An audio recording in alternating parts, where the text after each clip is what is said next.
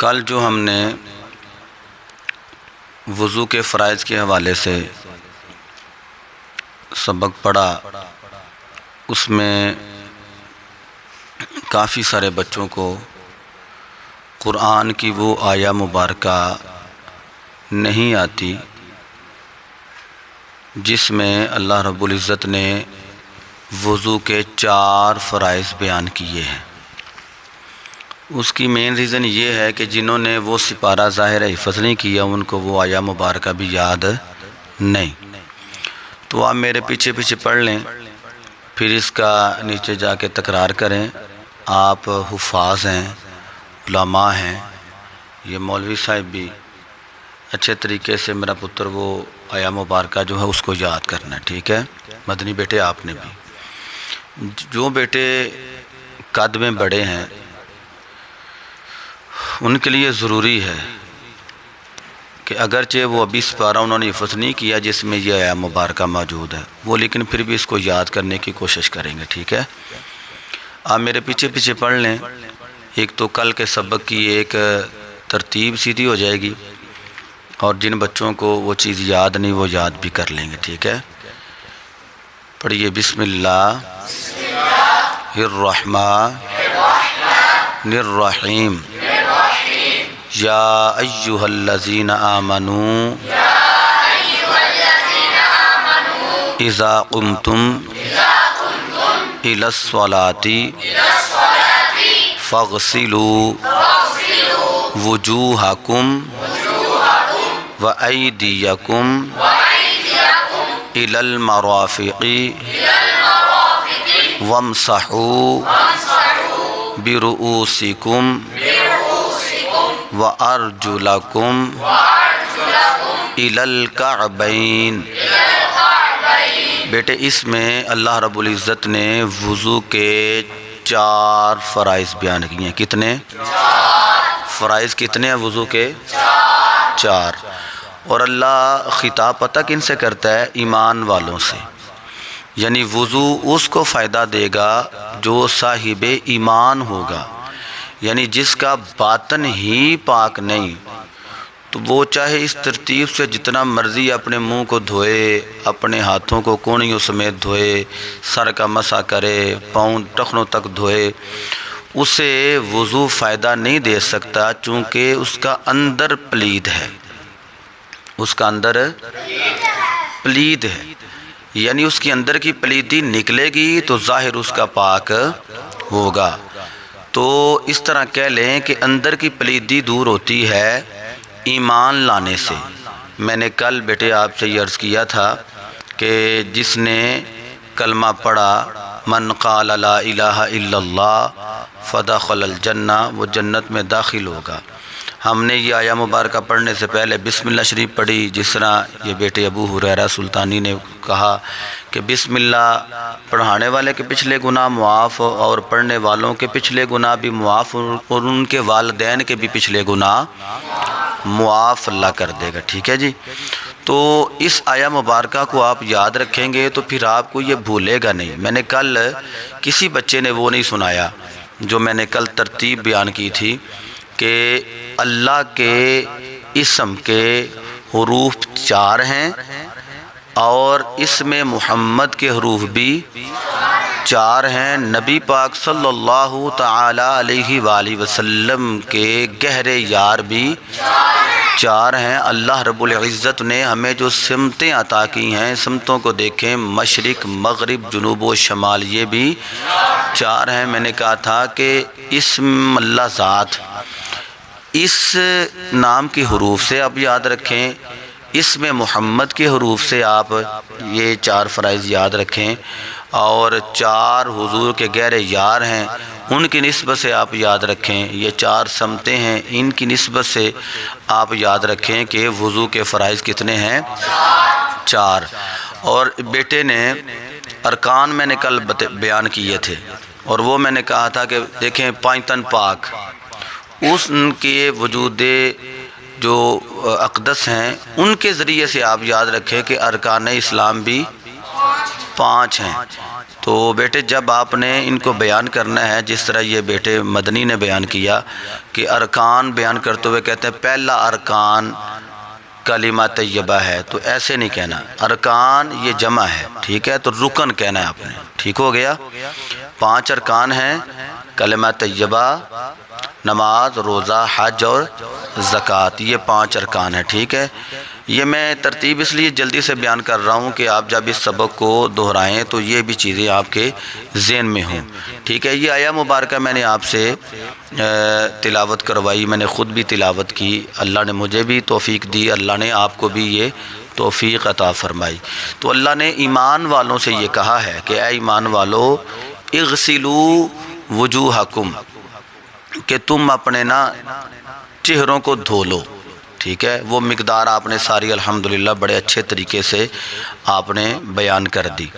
تو یہ کب اللہ کہہ رہا ہے کہ جب تم نماز کے لیے کھڑے ہو، جب نماز کے لیے تم کھڑے ہوتے ہو تو پھر تم یعنی اس سے پہلے وضو کر لو۔ تو وضو کے فرائض 4 تھے، اس میں پہلا اللہ نے جو بیان کیا اغسلوا وجوہکم، اپنے چہروں کو دھو لو، ٹھیک ہے۔ اور دوسرا وَأَيْدِيَكُمْ إِلَى الْمَرَافِقِ، اپنے شاباش کونیوں سمیت اپنے ہاتھوں کو دھو لو، ٹھیک ہے۔ یہ مہتاب بیٹے نے بڑا اچھا جو ہے نا سنایا، چھوٹا ہے لیکن اس نے بات بڑی پکی کی ہے، ٹھیک ہے۔ تو پھر ہے وَامْسَحُوا بِرُؤُوسِكُمْ، اپنے چوتھائی سر کا مسح کر لو، ٹھیک ہے۔ یہ چوتھائی سر جو ہے نا یہ فقہاء نے بیان کیا ہے، حضور کی سنت سے ثابت ہے، اس لیے ہم بیان کرتے ہیں، ٹھیک ہے۔ آگے وَأَرْجُلَكُمْ إِلَى الْكَعْبَيْنِ، اپنے پاؤں کو ٹخنوں سمیت دھو لو۔ میں نے کل مثالیں دی تھی کہ سمیت کیسے ہے، ٹھیک ہے۔ اب ہم اس کو زیادہ لمبا نہیں کرتے، میرا ذہن یہ تھا کہ میں 1.5-2 منٹ میں آپ کو یہ ترتیب بھی دوبارہ بتا دوں تاکہ آپ کو کل کے سبق کے ساتھ اس سبق کے ساتھ جوڑا جائے، ٹھیک ہے جی۔ آگے یہ تو فرائض ہیں اور ان کو ایک بار ہی دھونا یہ فرض ہے، ٹھیک ہے جی، ایک بار دھونا یہ فرض ہے۔ ابھی میں آپ کے سامنے بیٹے 14 سنتیں رکھنے لگا ہوں۔ کتنی سنتیں؟ 14 سنتیں رکھنے لگا ہوں۔ تو بعض بندے اس میں ایک بات میں آپ کو کرنے لگا ہوں، ایک ہمارے بزرگ تھے تو ہیں بھی سنی، تو ان کے منہ سے نکل گیا کہ 12 امام اور 14 معصوم، ٹھیک ہے۔ تو 14 معصوموں کی نسبت سے آپ یاد کر لیں جی 14 سنتیں ہیں، ٹھیک ہے جی۔ تو آپ ذہن میں رکھیں کہ اللہ رب العزت نے انبیاء کی ذات اقدس کو معصوم بنایا ہے، ٹھیک ہے۔ انسانوں میں اللہ رب العزت نے انبیاء کی ذوات کو معصوم بنایا ہے، نبیوں کے علاوہ اور کوئی ذات معصوم نہیں۔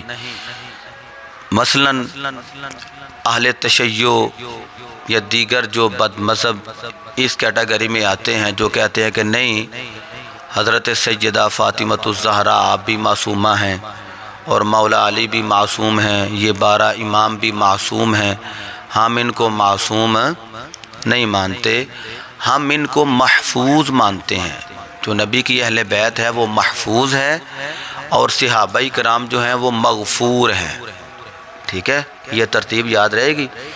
انبیاء میں نے ضروری سمجھا کہ یہ بھی آپ کو سمجھا دوں، انبیاء معصوم ہیں، اہل بیت مصطفیٰ صلی اللہ علیہ وآلہ وسلم ورضی اللہ تعالی عنہم یہ محفوظ ہیں اور صحابہ مغفور ہیں۔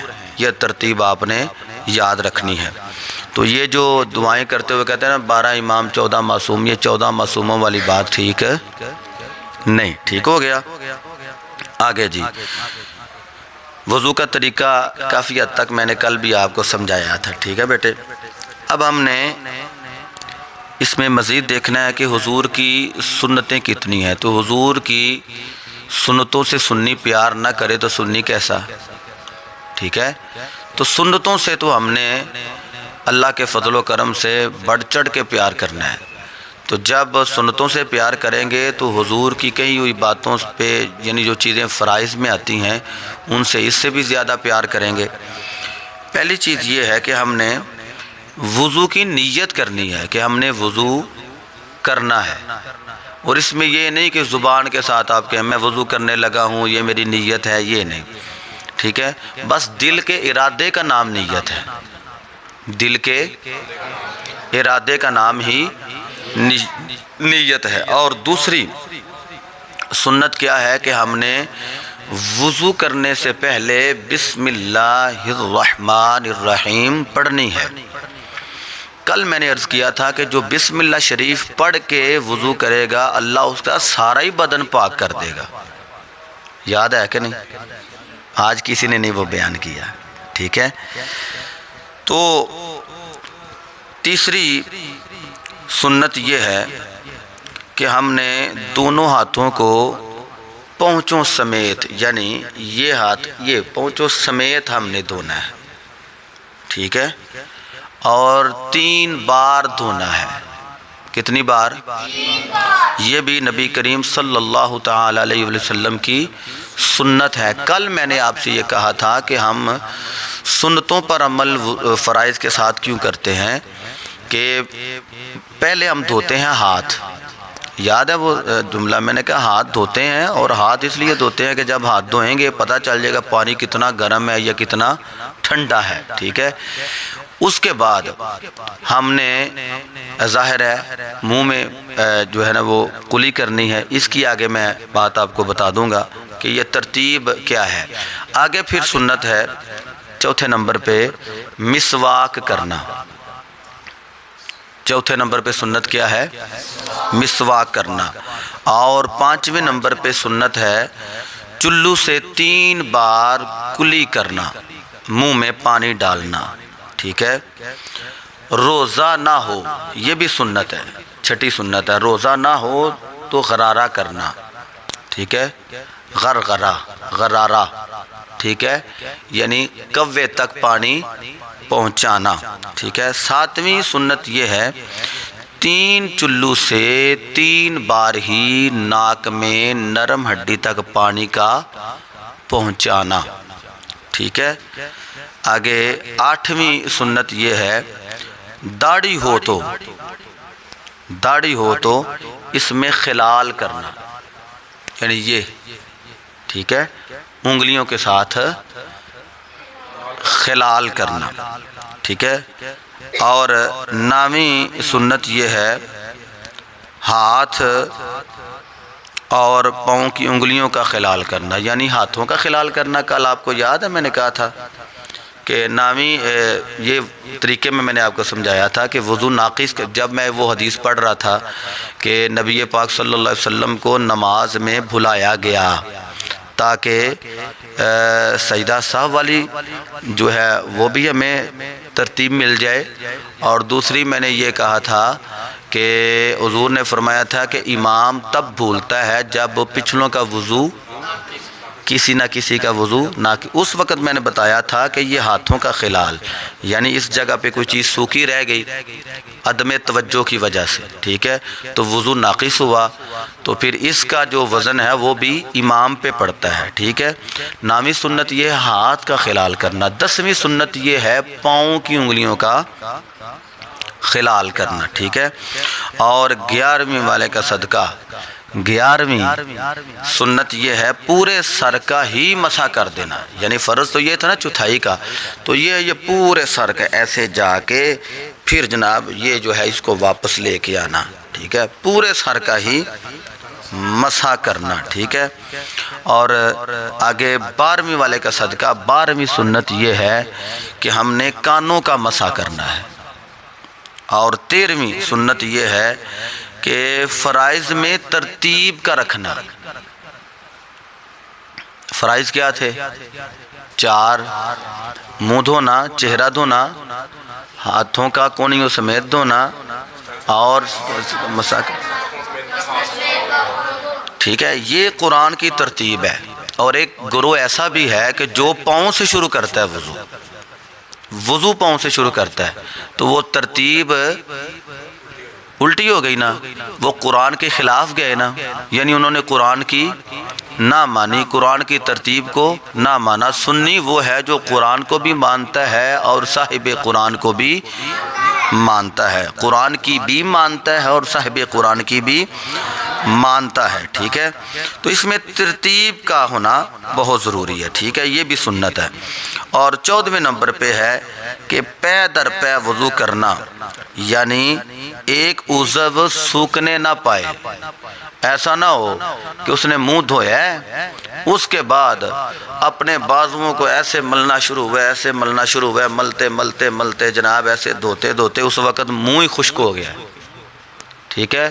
تو یہ بھی نہیں کہ جب اس نے ہاتھ کونیوں سمیت دھو لے تو بعد میں تیسرا اس نے فرض پورا کرنا تھا مسح، اور ایسے لگا مسح کرنے، ایسے ایسے ایسے بڑے ترتیب کے ساتھ، یعنی منہ سب سے پہلے دھویا تھا، چہرہ سب سے پہلے دھویا تھا، تو وہ ایسے ایسے ایسے ایسے مسح کرتے کرتے کرتے ایسے ہو گیا، اب ادھر دیکھ رہا ہے ادھر دیکھ رہا ہے۔ ایسے نہیں کہ اس کا منہ ہی خشک ہو جائے، اس کا چہرہ ہی خشک ہو جائے۔ تو خشک ہونے سے پہلے پہلے وہ اگلے اعضاء کو دھوئے گا، ٹھیک ہے۔ تو جب پاؤں تک جائیں گے تو چہرہ سب سے پہلے ہے، یہ نہ ہو کہ پاؤں دھوتے دھوتے ہم چہرہ پہلے سکھا لیں، ایسے نہیں۔ 14ویں سنت یہ ہے، آپ ذہن میں رکھیں گے جی۔